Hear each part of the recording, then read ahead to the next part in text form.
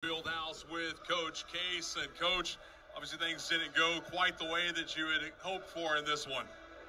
Well, it kind of went the way I thought they would if we played like that.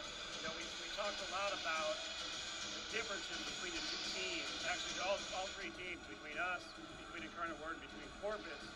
And early on, in the worst time, we kind of lost sight of what Corpus does really well and what we were trying to do against them and what we were trying to stop on them. So we've got to get used to being able to shift gears and play different teams. You got a lot of second hits from them that came over, kind of catching your team a little bit out of position. What was going on there? Well, I think one of the things they're exceptional at is their ability to play really fast away from the ball. So it always feels like they're ready for anything that happens. And it's because they play so fast away from the ball. And our team really had a hard time adjusting to that because that's not what we do really well. So they were just kind of caught off guard with that. But they're really good at that. And that's why their opponent hitting percentage is so low and their hitting percentage is so high. I mean, they're the best offensive and defensive team in the league, and those are the reasons why. There was a lot of points I thought that could have gone either way. A lot of places where you guys were both just volleying back and forth and out of position a little bit on both sides and running around, and the ball just didn't quite bounce your way. Yeah, and I think a lot of that's what I just talked about with them just being, in each play, they were able to catch up faster than we were. So as those long rallies went on, you saw us kind of playing catch up more and them just kind of being ready. And then that's just, we're going to lose those long rallies more often than not. Go 1-2 this week against some three really good opponents. Go on the road for a couple of games. How you feeling so far this far into conference play? Well, you know, I think one of the really good things about this week is, you know, we got two really good measuring sticks in this league, right?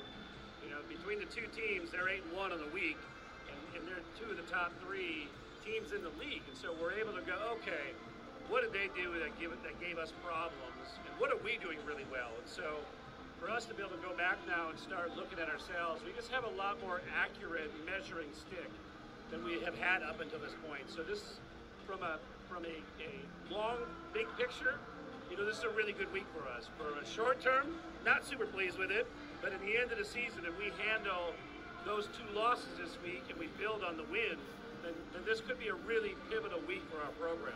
Yasmin Figueiredo had a great game again at the net tonight, especially early, some big blocks and some hitting.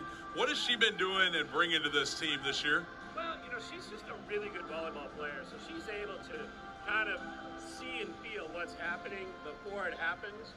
And, you know, it's very hard to coach that. You know, most players don't get that until they're junior, well, they're really their senior year.